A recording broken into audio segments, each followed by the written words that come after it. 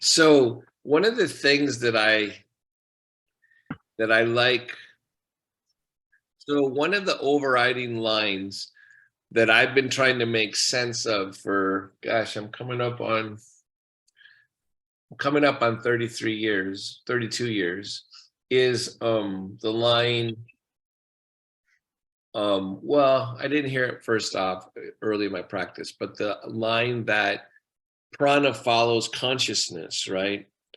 And it's so easy to think that that means it follows your mental consciousness, because that's the bias that Western culture in particular puts on consciousness, is we, without really knowing it, let it slide to mental awareness, which in my opinion is a gigantic mistake that's leading to the destruction of the world. But let's not digress too far, right? Human consciousness is everything that we are, right? So our conception that falls, to me, it's hubris that thinks that's narrowed down to mental awareness. That's just an amazing negative consequence of mental awareness, is that it fell in love with itself, and thinks it's in charge of everything, right? In terms of consciousness. But the idea is that there are different ways that your human consciousness carries and activates awareness. Like, for example, just touch your skin, right? So this is different input into your brain, like awareness of your skin is one. And then like doing something like feel your sitting bones would be, and actually trying to get to your bones, not just your butt, like try to get to where your brain can throw up inputs that would be closer to your sitting bones, but you wouldn't know for sure that you're for sure feeling from your sitting bones, right, to your brain, right? So like your bone energy actually shows you something different, right? Think about, now back off for a second and think about the way you might have knowledge of something. Let's say a historical fact, right? Or knowledge is one of the leading energies we organize consciousness through, and especially in Western culture. And it's like, think about a knowledge fact you have in your head and try to access it. Let's say, everyone, what year was the French Revolution? Well, think about it in your head. If you have no idea what it is, like think about the type of the part. It's 1887. Let's say, yeah, Audrey. When do you say that the French Revolution occurred? 1789. 1789. It's yes. Easy. 1789. Don't miss it. I'm with Audrey. I agree. Plus she's French, right? So what did I say? 87? In 16. I said 1787. I wonder. Yeah, I think you swapped some numbers. Yeah. Okay. All right. So, but like, for example, but think of it now and get, where you think you have knowledge. Like, for example, like that type of awareness of that type of fact, like it's in a certain place in your consciousness, right? And what a lot of people don't like history, because what does it matter? Whatever mattered in the past. Well, it depends on how you put it into action, right? So knowledge is a funny type of, it's not funny, it's a gigantic innovation, right? That's kind of like a way of organizing things. So there's been a movement, I'm switching again now. So this is where the tapestry is going fast here, right? So in yoga, there's been a movement over the last like 25, 30 years where anatomy is thought to be more and more important, right? So how the bones work, how the muscles work, how the angles and stuff. And like somehow, and I've even been in yoga classes where they'll say, rather than lift your chest, lift your xiphoid process, okay? And you're like, okay. Right. Okay. But I've been over influenced by a line I read early on in from BKS Iyengar in my yoga journey. which was like, learn as much anatomy as you can because it's good to know, but it's not going to help your asana. Right. And that line has always struck me as interesting because I think it does help your asana. It can. But what he was trying to say, I think, while sounding kind of like hyperbolic, is that asana needs to be experiential. That the type of knowledge, like when was the French Revolution or what's the name of the bone of the muscle, right, is not as helpful in the experience of asana. Right, that asana is going to be more experiential. What's funny is that when you say that to a group of yogis that had their teacher training be more anatomically based, they get defensive, right? Because like, no, of course it matters, blah, blah, blah, blah, blah. Well, the Western civilization and Western science has thought that anatomy is a crucial and important form of awareness of the body, which on one level is true collectively, right? But on another level, in terms of like, does it matter if you learn to lift your chest or your xiphoid process? I don't know. Like, I'm not sure the extra layer. I feel more cool and connected if I know all the names of bones and muscles, right? But in terms of the movement of my body, I'm not sure it helps. Now, I think anatomy is super important, right? But I'm not sure it helps me know how to fill the emptiness or make the emptiness full. And what's really interesting, so there's a line, and now we're going to finally get to the asana. There's a line from BKS Iyengar that I think is really, it's going to sound on the surface of it like I'm contradicting what I'm saying, right? Kind of. When my body's one, my mind breaks into pieces. This is BKS Iyengar. When I can't differentiate the parts of my body, right, my mind will overwork and overwill and break into pieces. When my body's in pieces, when I can differentiate my body into pieces, my mind can be one. Meaning more integrated. When your mind's calmer and more whole, you're going to be more integrated. And so it seems like, but the point being is breaking the body into pieces, because Iyengar means experientially.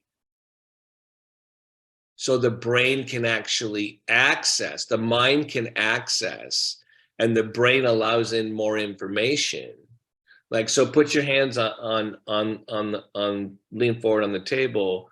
And if I take time to feel where my elbows are and where my hands are touching, that would be an example of experiential pieces.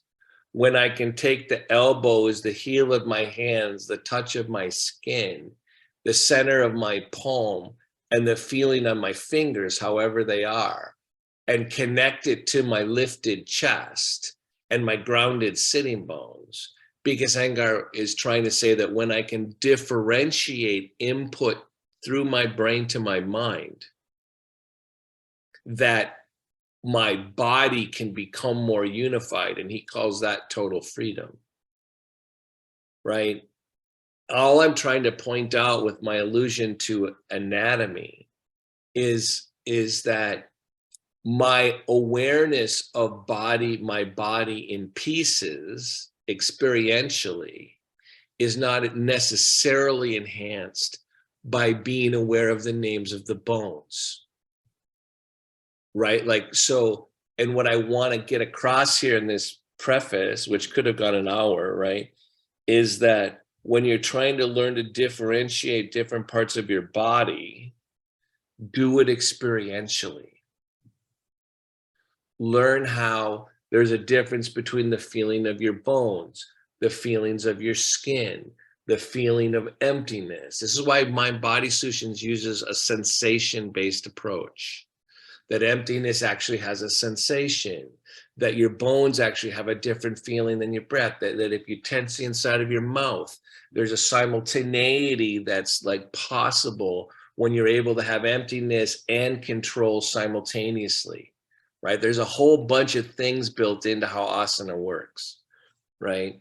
So the idea is that even though asana is teaching you which part is doing what, and is showing you how to put all the parts in concert with each other. So the name of the class being which part, no parts. How does the journey of through which part, differentiating parts, lead you to the realization that there are no parts, that everything is actually whole, right? Now, to finally complete this loop, instead of me trying to, when I study asana with a paralyzed body, instead of me trying to figure out how to unify every part of my body, well, I'm disabled and I don't have the same level of overt sensation, right? Instead of trying to differentiate it that way, I'm trying to have awareness that allows me to inhabit more of my body. So the prana, life force, will follow my consciousness. One step more. That consciousness isn't mental. It's not, even though the method is to show you different parts, it is not enough to be mentally aware of simultaneously different instructions. You have to do them, right? I mean, it seems so obvious that that's how asana is teaching you. It's teaching you, you've got a feeling on your skin, you got a feeling of your bones, you got a feeling of your muscles, you got a feeling of alignment. You've got all these parts, and you're trying to calm your mind down enough to make them all be simultaneous in action. Now, this is part of why you don't want to like have yogic awareness when you're jogging, right? You don't want to be aware of all the parts. You want to just jog, you know, or when you're doing something complicated. So Michael, as an example, who's got CP, right? Because of the way his muscles fire, and they fire so loud and so strong in different parts, he's not being able to differentiate the parts of his body as well. So like, for example, Michael, your ability, and it's hard for me too, for a completely different reason, to actually push down through your feet, lift up with your tailbone through your mouth, and lift your chest. He's going to get a whole bunch of parts firing that weren't part of his intent, right? So he's going to have a harder time. So I'm going to have a hard time pushing down through my heels. So sit up straight and tall. So which parts to no parts, right? So feeling your feet on the floor, feeling your sitting bones, feeling the inside of your chest. We're starting the centering now, right? But so I continually give instructions that you can't quite do. There's a method to that madness. So as you're feeling your feet and your sitting bones and lifting your chest, right? I'm going to give you a weird instruction like feel the space between your ears and your shoulders.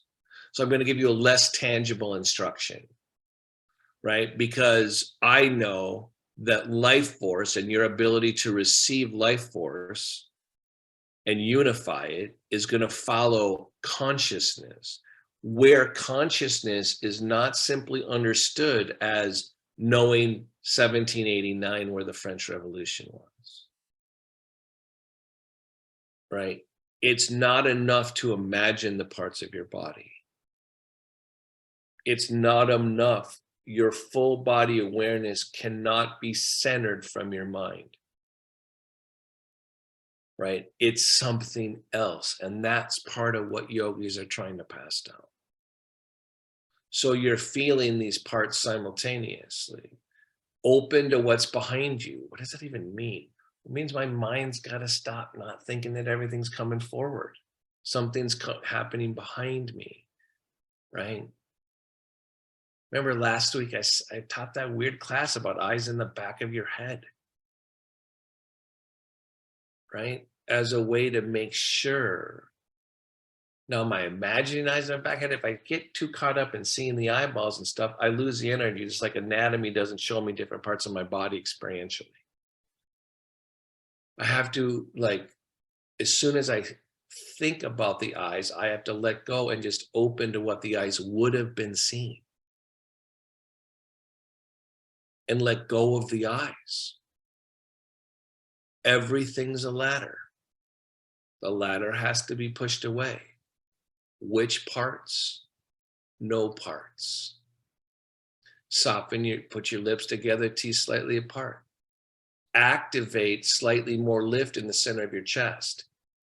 Make there be more effort while keeping the inside of your mouth soft, while keeping the skin on your face soft.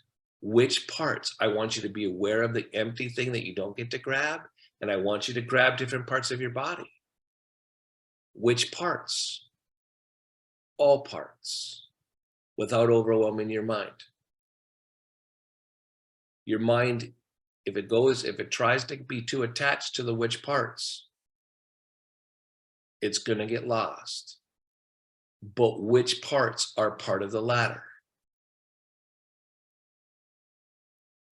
Prana follows consciousness more than it follows breath. And so now when breath comes in and out, you've set up and got connected to more of a structure.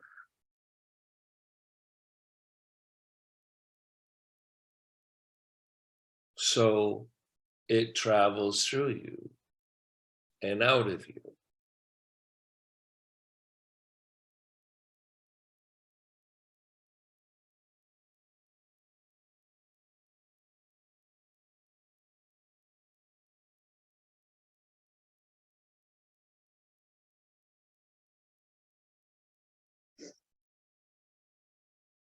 Let go of your day.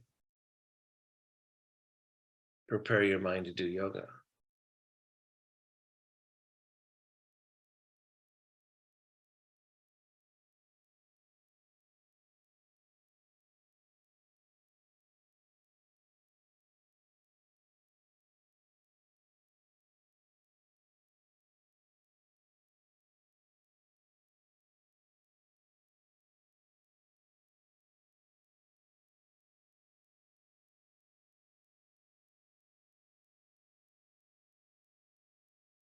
Good. And then release. Take your sternum up towards your chin down over your sternum.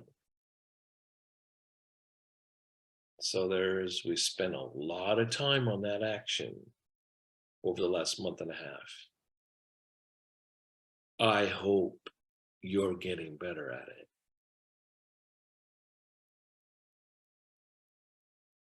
So the actions are one thing, but I've also tried to add in another layer of smile, make sure there's a connection between the center and your ability to smile while doing the bandha. Which parts?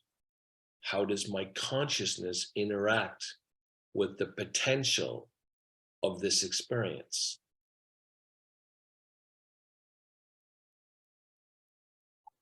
Breath through each nostril, breath into each lung. Feel each sitting bone, the bottom of each foot.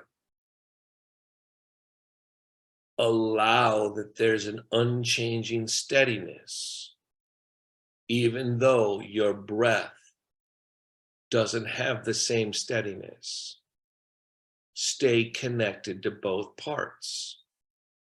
The steadiness and the vibration and the change introduced by the breath.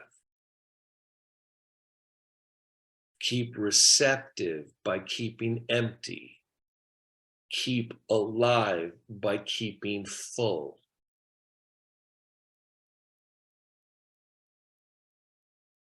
Which parts? All parts.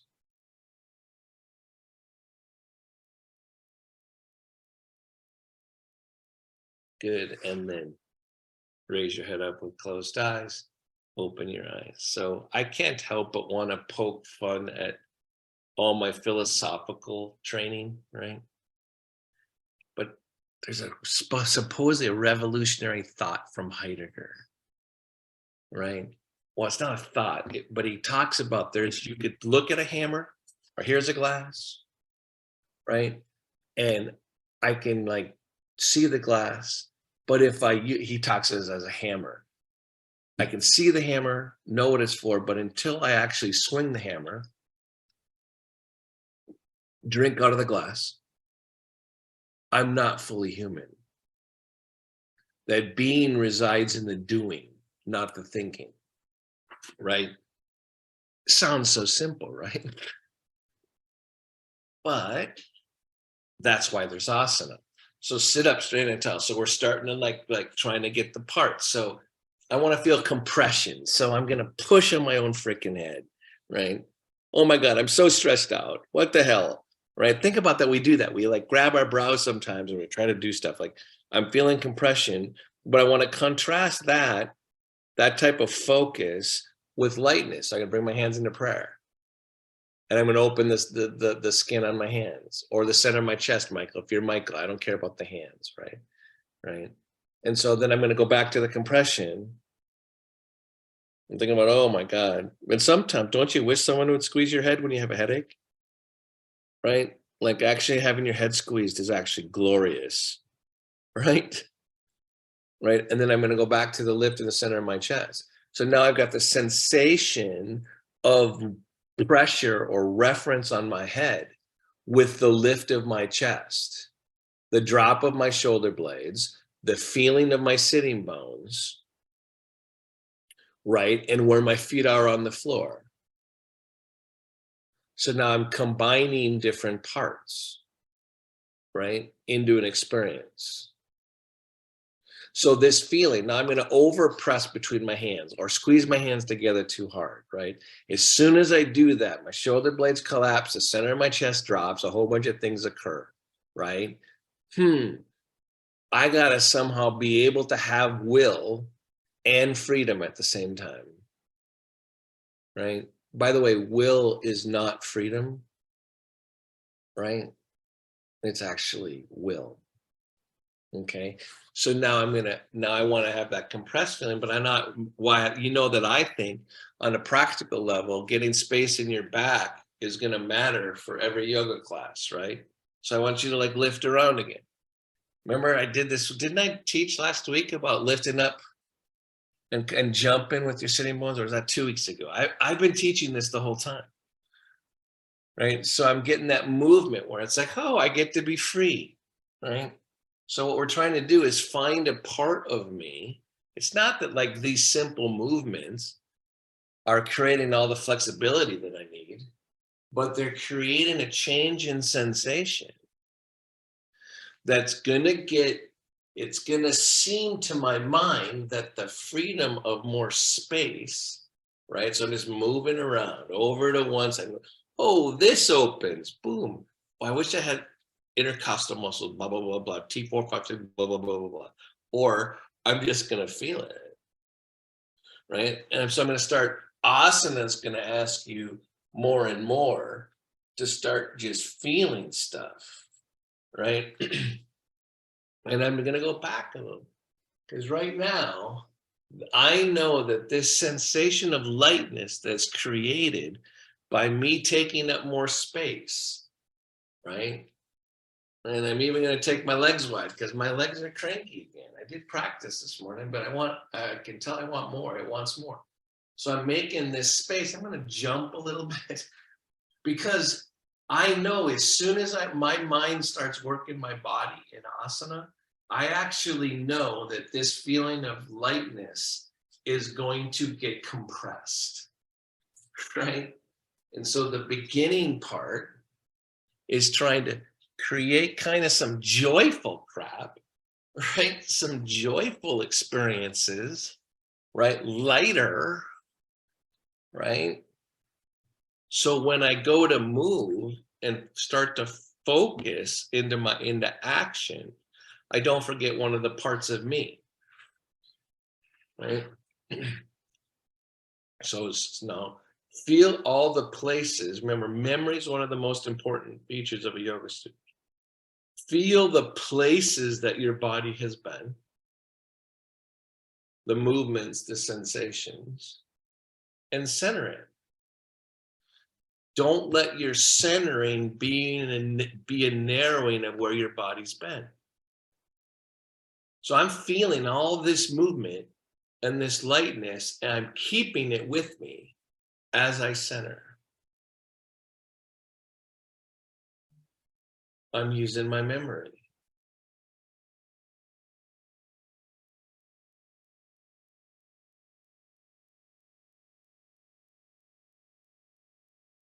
I like how it feels on my skin. I like that I just moved. I like the feeling.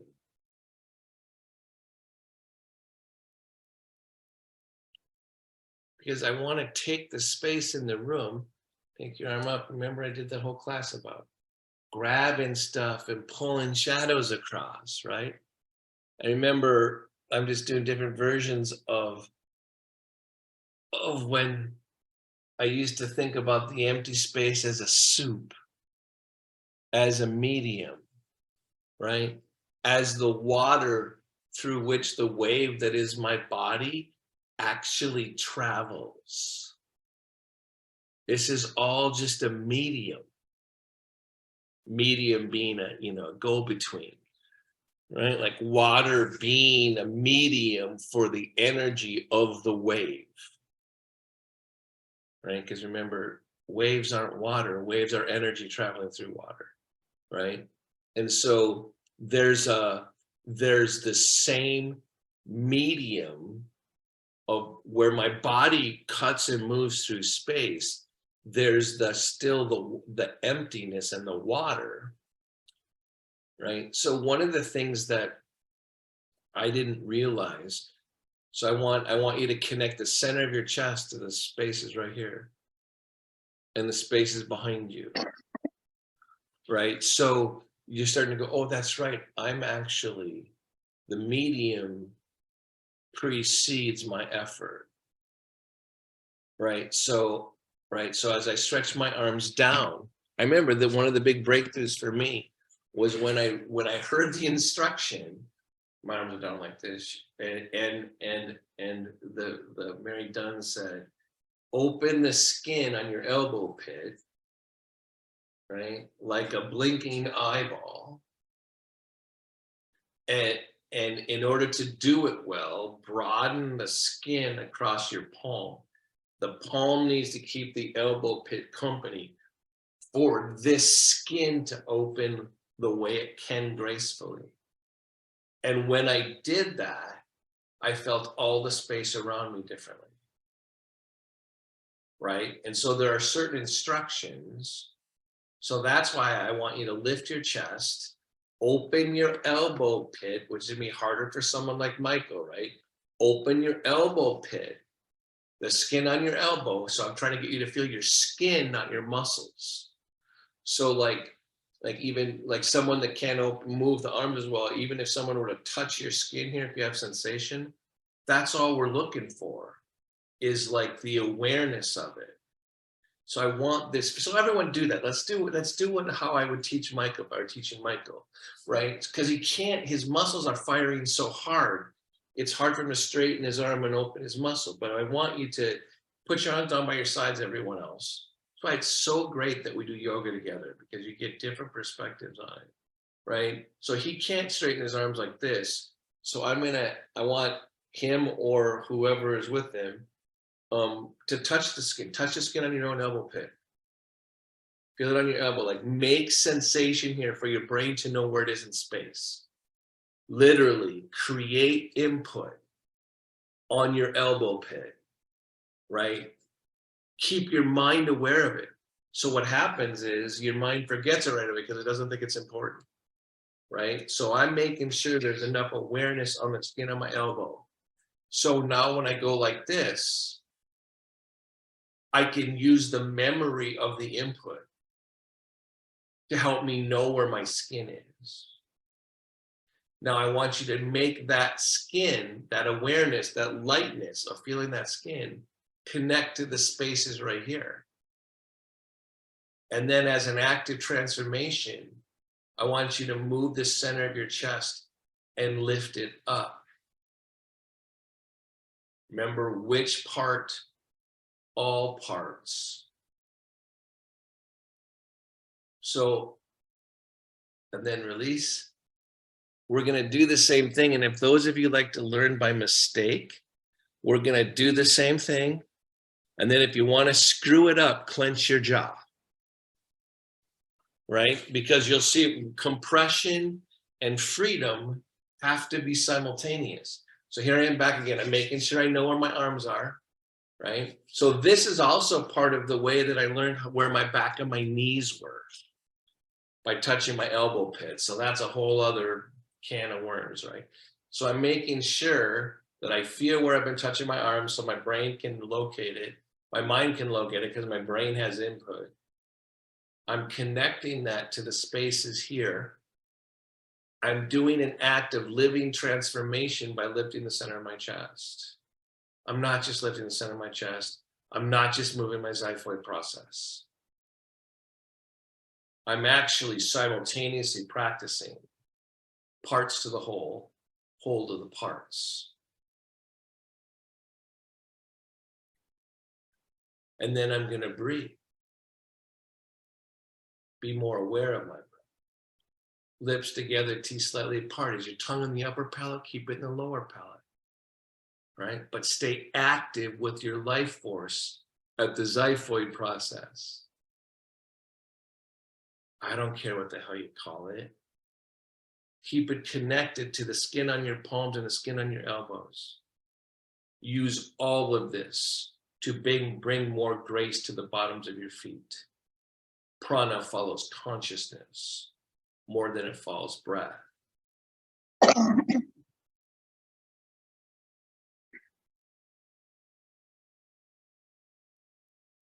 I hope to God you don't think the bottoms of your feet are the focus of imagination, right? So now take your arms wide.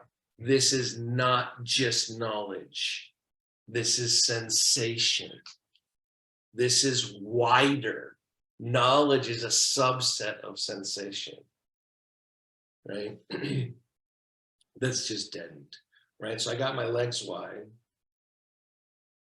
Right, so I want you to get in bigger space again because I kind of like having bigger space, right? I'm going to actually, because my groins are tight, I'm going to take the inside of my arms and push them against.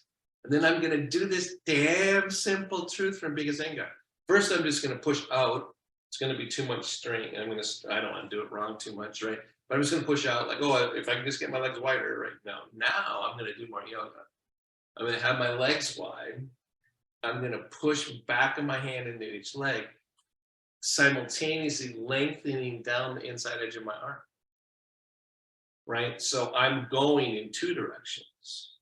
So I'm going out and down. And then what does that show me? Well, I can't just go down without anchoring into my shoulder blades.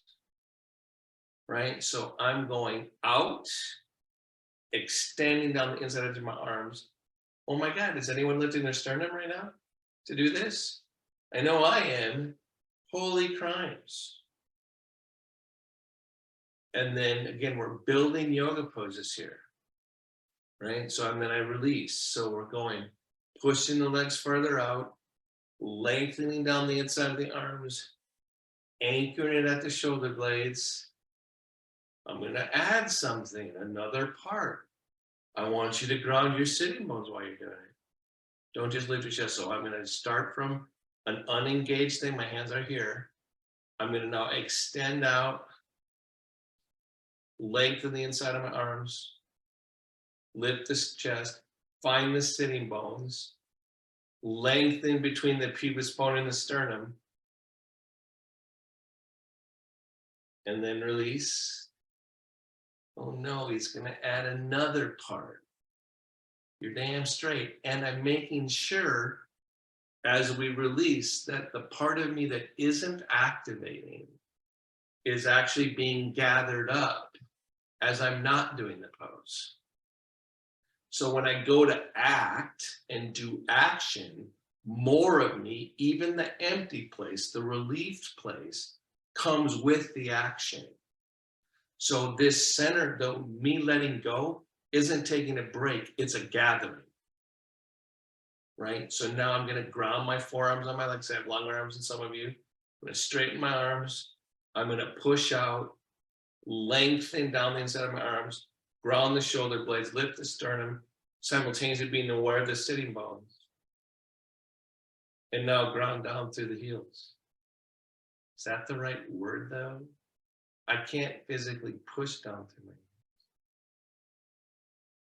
And then release. So those of you that, so one of the disadvantages that some of you have that can actually feel your heels, the way I can feel this, is that you actually try to do too much as opposed to allow more. So again, I'm going from an empty place to an engaged place, to the inside edge of my arms, to the drop of my shoulder blades, to the lift of my chest, to the grounding of my sitting bones. And instead of grounding down through the heels, I want to change I'm going to come forward a little bit to find my heels a little bit better. So I'm using gravity here. So if I try to find my heels from back here, it's not as good. If I come forward slightly, I can stay centered on where my heels are. So now I'm trying to make this a full body pose. I'm straightening my arms, lifting my sternum, grounding my shoulders, hitting my sitting bones down, but I'm not moving them down. I'm finding my heels. I'm finding each side of my rib cage. I'm breathing in through each nostril and making sure each nostril receives simultaneously with each of my side waist, from my side waist to my armpit. Good, and then release. Bring your legs back together. I hope that was a hard pose. If you just thought that pose, I think you're going straight to ... Don't just think your poses, do your poses. So I'm rolling back, I'm going back and forth right now because that was what I just did to myself there was hard. Being in so many places at once and activating so many parts, that was hard. I'm going over again. And that took so much focus for me to do. I actually lost some of my joyful expansion, right? So what you see in me right now is knowing that that pose took me away from the joyful freedom part of the pose. I did not realize in my yogic development how my will and my focus, I have not realized how not to have my will and focus take from my sense of freedom inwardly. All right, so I'm going to try it again. Holy crap. I'm grounding here because I know that what I'm about to do doesn't look complex if this was like on camera. It looks like I'm hardly doing any yoga. This is going to be a super complicated yoga pose. We've been building it from parts into a sense of the whole, because once the parts create the structure for prana following consciousness, then I can breathe into, with my breath, more unity. Right? So I'm coming forward because I know I'm going to want to find my heels. I'm going to engage my arms. Feel the inside edge of my arm. Oh, I'm going to take my legs out. I want my legs out again. Damn it. I screwed up. That didn't feel as good on my shoulders. So I forgot my legs were together. Right? So here I am. Need more space there.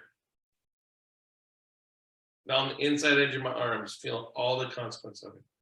Oh, my head's getting too tight. I can feel it, right? Finding my sitting bones.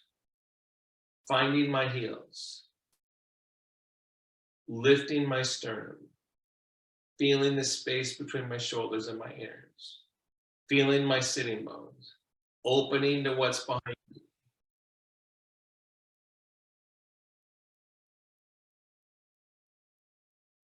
Letting change, an extra layer of change, be introduced by my breath.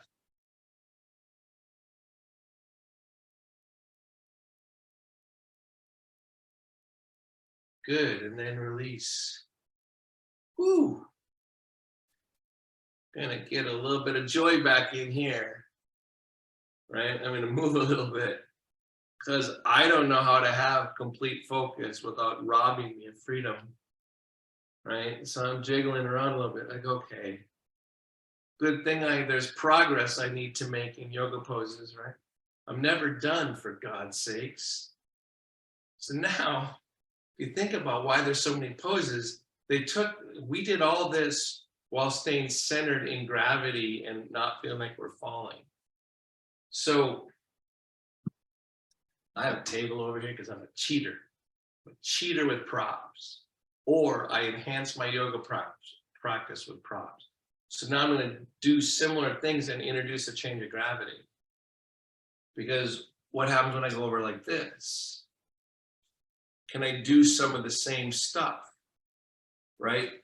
Oh, and we've done this pose before, but not, when you start to change gravity, all the gravity does is make you feel a different parts of what you need to feel. So if I let this shoulder roll forward here, I'm falling, this isn't right, I'm empty, the emptiness isn't active, I've lost a whole bunch of stuff, right? I gotta open my chest and watch how that travels through the parts. So the difference between here and here, my asana practice shows me how to give that expression. So as soon as I go here, as soon as you lift your chest, where do you have to start working to make your thing to make what you're doing a yoga pose? I can tell you that I'm having trouble getting out through this back side when I'm leaning this way. I want balance and activation here, but I want expression, especially out the back leg, right? But I want that expression not to just be push. So I'm going to open to the back side of my body. I'm going to lift my chest. I'm going to take what's behind me to soften my will. I'm going to extend out through the back leg. As soon as I start doing that, my rib cage changes. I'm watching it. Now, because my mind's kind of like overwhelmed a little bit, I rolled this shoulder in here, right? No, I'm going to be enough of a yogi to roll it under. And when I roll it under this shoulder that's leaned over, I get more energy through the back leg. Holy cow, right? Holy cow. And now I'm going to breathe, but God dang it, I can tell you I've lost my sitting bones because I'm launching off of my seat. So I'm going to go inward, find a different part of me, find a way to ground my sitting bones without it just being my will. Because once I use my will, I shut the whole pose down. Too much of it. Good, and then release. All I can say, whoa, that was intense. My groins, I'm going to go back because you have to do what I need to do. I'm doing this again, even though I haven't done the other side yet, because holy cow, that was a whole bunch of prana, right? So I'm rocking again going, ooh, but I would hate not to do the other side now. So take my table, move it to the other side. I figure that's better than me putting my back to y'all. If I were home, I'd just turn around and not lift the table and save my shoulders. Legs wide again. Just quickly remembering all the things we did for all that extra amount of time that seems so irritating, right? I want to remember core where I came from, remember to remind your mind of the paradox. There's only one pose. They're just different body positions. Right? That's the ultimate accomplishment of asana. One pose, different variations, always. Right? So I'm going to go over here, and as soon as I change gravity, whole bunch of things. I need to be a yogi. I need to apply everything I know. Right? This side's harder for me. I can see that. I'm figuring stuff out. I figured it out from a grounded position, because as soon as I go wide, I lose part of the universe. I can tell you right here, I'm better here than here. So when I go out, I'm pushing more on this wheel, right? So I can get my chest more lifted. Problem is I'm losing the earth. So I know I got things I got to adjust when I'm in the pose. Right? And so now the lifted chest, remember, and I have less problem on this side, but getting awareness back out through this back leg, right? How am I going to do it? How am I going to open to what's behind me? Bring my shoulder blades forward and down to lift my chest, to extend down through the back leg. Stay connected this. And this side, I don't do it as much. But remember, on the other side, I roll my shoulder forward. I'm going to roll it under to find my back leg. I'm going to lift my sternum to fill the whole vessel. And then as I'm doing, folding under and lifting my sternum and going through the back leg, now my breath is going to touch everything. I'm going to inhale and it's going to fill everything, because prana follows consciousness. And then the breath comes and activates an even more profound experience. Good, and then release. Whew. Different kind of fatigue right there. We're going to do that side again in a second. Again, I'm trying to stay centered here for a second. I want all of me to be in the next pose, in the next version of it. Okay, here I go again. Going faster. Getting everything going, because I'm using my memory. I'm not having to do the parts as much, because the memory of the pose allows me to go to the whole faster. Memory is part of wholeness, right? And listen, open, engage, do everything you did. I hope to God you're working hard. I hope to God you're letting the empty space behind you travel through you. As I'm working this hard, it's harder for me to remember that I'm in the medium of empty space, like water. Good, and then release. Come back to center.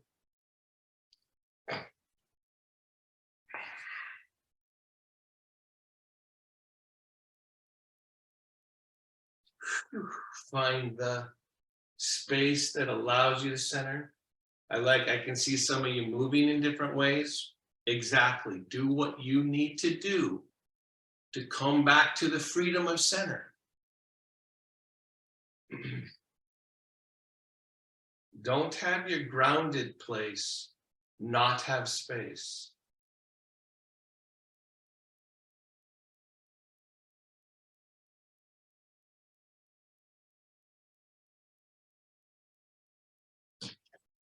So, gotta tell you a little secret that I'm excited about in my practice. So once you start to realize that on increasing levels, because there's never full realization, that prana does follow, whatever prana is, remember it's a placeholder for nervous system activation. I'm saying that to a dad who's a doctor on the call, okay? So, that one of the, and I love that yogis figured out how to make words or use words that allow you to realize different parts of your sensation. So one of the mistakes I've been making in my practice, I think for years, and possibly decades, okay, is that as I become aware of the empty space, I've been having it be too dry. I've had too much air. Yogi talk, right? Just a word for you to see the arid, the dryness of it. And that in fact, part of the mistake that's led me to violence in my practice without knowing it is that I haven't let there be enough water in my body. Again, we're using just words. It's not changing the amount of water here. There's a fluidity. So as I'm allowing that, so everyone sit up straight before we do Shavasana. Take a moment. This is because I've been having a burst of awareness from it. Is that as I'm in this posture of centering, that I know is going to be Shavasana.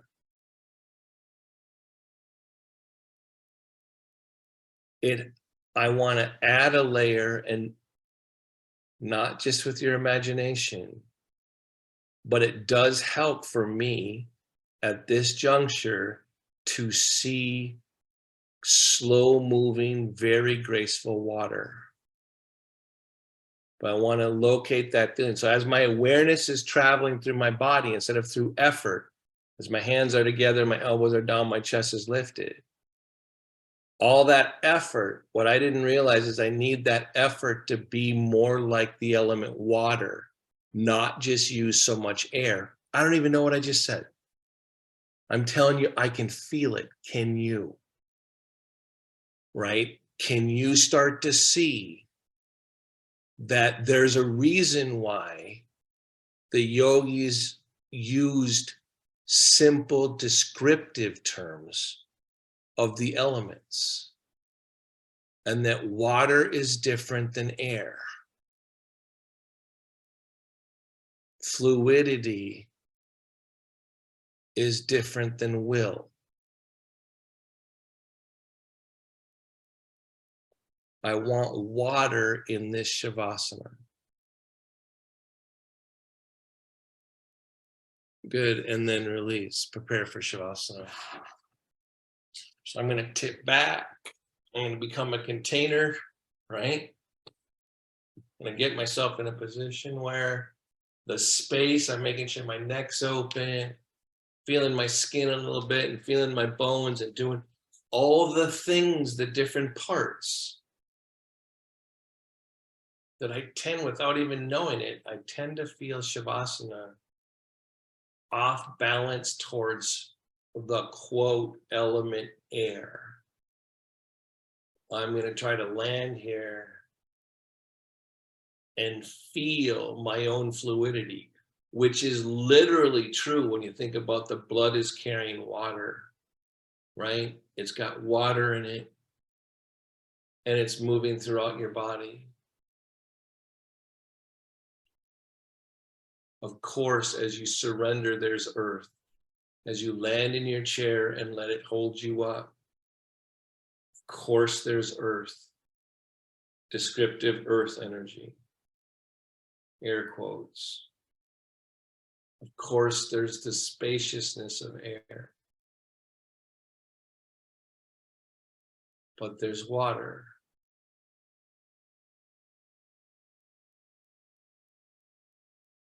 Of course, you're alive, so there's a little bit of fire. Lips together, teeth slightly apart. Keep fluid in Shavasana. Keep the water. Earth is there. The air is everywhere. Water is fluid. Your life is the ember.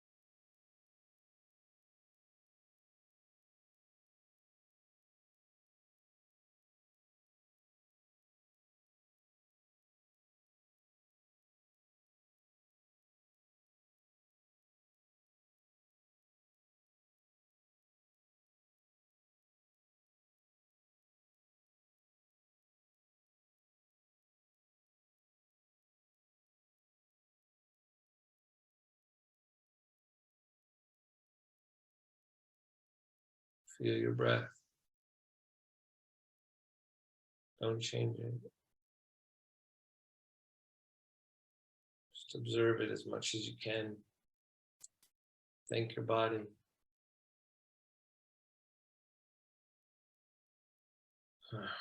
Thank it again.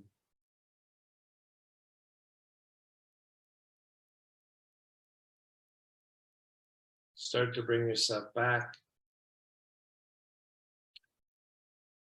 Slightly deeper inhalation, slightly longer exhalation.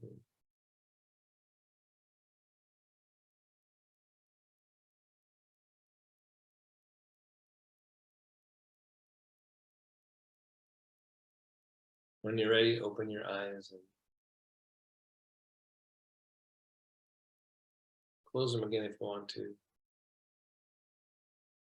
Open them again. It's kind of great. It's kind of so amazing, actually. Everything. All the things my mind doesn't have to be aware of, but are the sum total of my experience. There's a wholeness here that comes from the parts, but is more than the parts.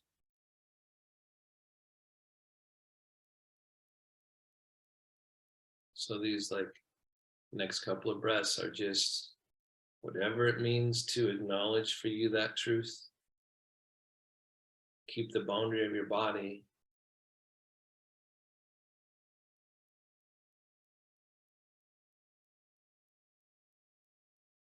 Stop reaching for anything with your mind. And let it all be true.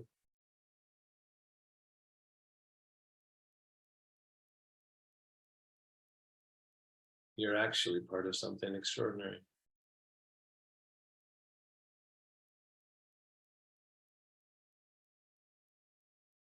Happening is extraordinary.